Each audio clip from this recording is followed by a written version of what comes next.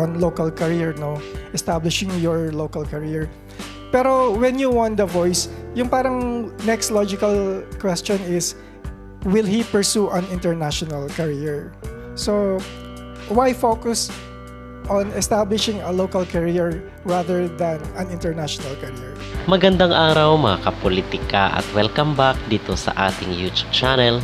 Kung doon sa ating naunang video ay ating pinanood yung mensahe ni Direk Loren dito kay Sofronio Vasquez sa kanyang pagporma ng isang exclusive contract dito sa Star Magic. Ngayon naman is ating pag-uusapan at panunuorin itong naging interview kay Sofronio Vasquez dahil sinagot niya rin po yung mga katanungan at mga issue na binabato sa kanya dito sa social media.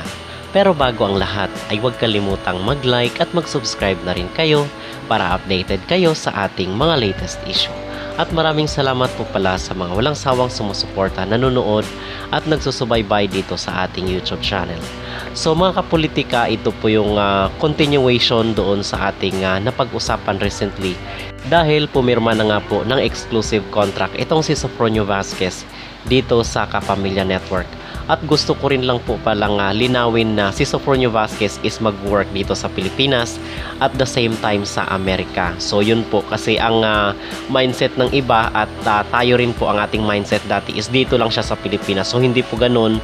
Meron po siyang commitment dito at meron po siyang commitment sa abroad. So while nag-ano po siya, while nag-aantay siya ng kanyang mga activities doon, so pwede naman mag-join siya dito sa ating local television or sa ating mga networks like itong ABS-CBN.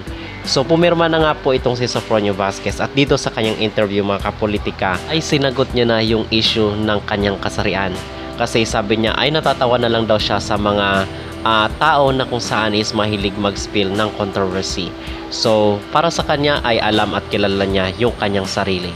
So wala naman siyang sinabi kung ano ba talaga yung kanyang preference and we respect his privacy. So yun po ang laman na isa sa mga naging laman ng interview dito na kung saan ay tinanong siya ng isang reporter ng PEPT. So aside from this mga kapolitika, yung sinasabi bakit daw dito siya sa Pilipinas pumirma or bakit pinupurso niya yung local career. So marami ang nanghihinayang bakit doon sana siya sa Amerika kasi medyo malaking stage yun ikukumpara dito sa Pilipinas. So ang sabi dito ni Sofronio Vasquez at yung naging comment ng ating netizen doon sa ating naunang video na kung saan is bakit daw pumirma itong si Sofronio dito sa Pilipinas, specifically dito sa ABS-CBN network. So bigyan lang po natin ng kalinawan mga kapolitika na si Sofronio Vasquez is mag-work sa Amerika at the same time dito sa Pilipinas. So according dito at base sa kanyang naging interview at sinagot niya yung question ng PEP reporter na ang sabi niya mga kapolitika ay sinabihan daw siya ni Michael Bublé kasi si Michael Bublé ay latter part na rin po ng kanyang career, sumikat until such time na bumisita siya dito sa Pilipinas. So nagamit somewhere yung kanyang career na kung saan is doon siya talaga siya nag-bloom. So basically is ito rin po yung kasi mahirapan po talaga mga kapolitika, especially na sinabi ni Sofronio Vasquez na very concentrated nga yung music industry dito sa Amerika, which is naintindihan naman natin in the first place kasi napaliwanag na natin doon sa ating mga naunang video na grabe ang kompetisyon ng mga artist dito sa Amerika. So kinakailangan ng mga connection at the same time kinakailangan rin na merong initiative itong si Sofronio Vasquez. So dito siya sa Kapamilya Network, ang sabi ni Sofronio ay sinabihan siya ni Michael Bublé na kung saan ay pwedeng dito muna siya sa Asia kasi majority naman ng mga viewers or mga audience doon sa The Voice USA na sumuporta sa kanya is mga Asian audience. So in other words, ang point po ni Sofronio dito sa kanyang sagot ay dahan-dahan lang kumbaga.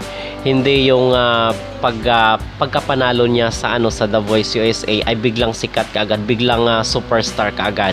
So ang sabi niya is dahan-dahan lang kasi lahat naman ang majority ng mga nanalo sa The Voice is hindi naman rin talaga sumikat mga kapolitika. So we have to understand the situation and most especially doon sa mga tao na kung saan is nagki-question at nagdadalawang isip dito sa naging desisyon ni Sofronio Vasquez na pumirma dito sa Star Magic. So yun po. So kumbaga ay binigyan siya ng kalayaan ni Michael Bublé na makapag-work rin dito sa Pilipinas at the same time doon sa Amerika, kasi hindi naman natin alam, baka biglang mag-boom dito yung kanyang career and then magagamit niya yun doon sa mga international stage na mag-open ng mga opportunities kumbaga. Okay? So, atin pong panunuorin itong clip ng interview ni Sofronio Vasquez. Kinuha lamang po natin yung highlight kasi napakahaba po ng video na kung saan ay doon nakapost sa kanyang social media account ng Star Magic. I focus on establishing a local career rather than an international career. Oh, wow. I think it's really timely to answer that question kasi for sure after makikita nila to, some of the people are going to question this decision that I made. Hindi siya, I don't agree with the idea of focusing kasi when I started The Voice, I really wanted to just do my life in America. But when I won The Voice, and before I won, I had a conversation with Michael Bublé that he really wanted also to just make highlight of the fact that I am an Asian, I'm a Filipino, and if given the chance that I will win, I think we would use that aspect of leverage to just pursue music. Kasi even him, he was a Canadian and he was an American signed artist for a few years. And not until he went to Asia and specifically in the Philippines, kung hindi siya pumunta sa Philippines and Asia, hindi siya nabigyan ng recognition as the Michael Bublé na kilala natin ngayon. So, ang gusto niyang ipatunayan sa akin is, bakit bibitawan mo yung Asia and Philippines and geographically location mo as your leverage to just sustain and kumbaga, make it more global kasi this is my home. Lahat ng mga nananalo, it's still a challenge for them after they win. Kasi after they win as the Voice winner, I could also be wrong with this idea.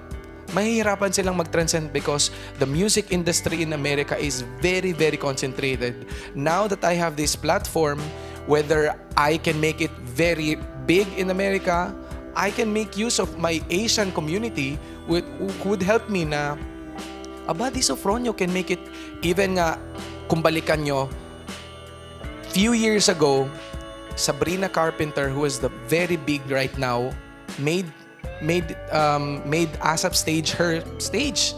Balikan nyo, makakahanap nyo na, Sabrina Carpenter to. But few years after, he was a Sabrina Carpenter which just awarded na Grammy. So, ngayon nung nandito ako sa Philippines, bakit hindi ko gagamitin and bakit ko lilimit yon? That people was just like, sayang yung effort na hindi naman sasayangin because I will do my music here, I will do my craft here. Hindi lang nila nakikita na I am just working here. Marami din pong nag-aantay sa akin doon.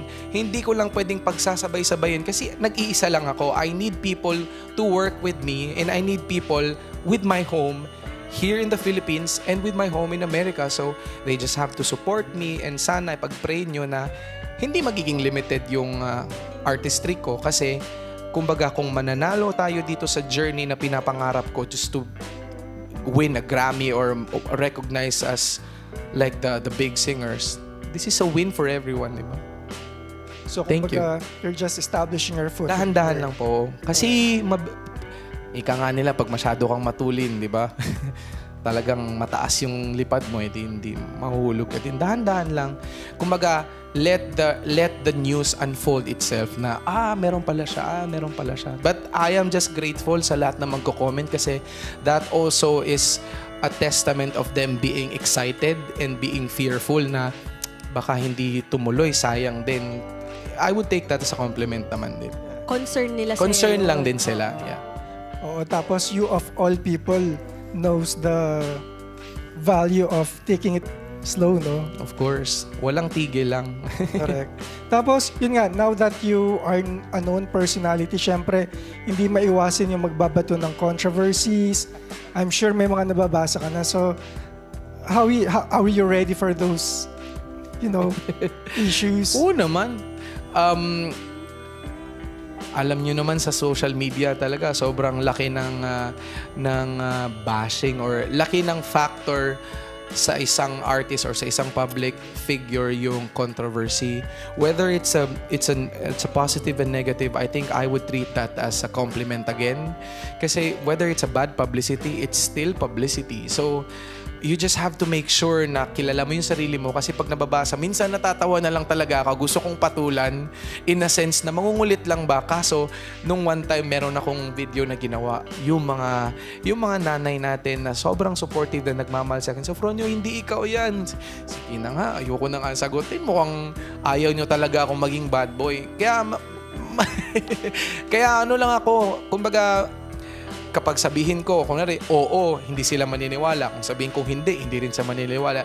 We all have our own truth. Kaya ako, I'll just believe in myself na that's me. I mean, that's the Sofronio that they wanted to pursue, and okay lang. Thank you. Thank you, sir. Thank you very much, Bernie from PEP.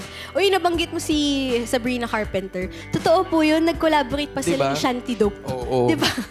May collaboration sila Meron dati. silang collaboration, and she's just wonderful. Ngayon, sobrang sikat ni Sabrina Sobra. Carpenter. Malay mo, ano?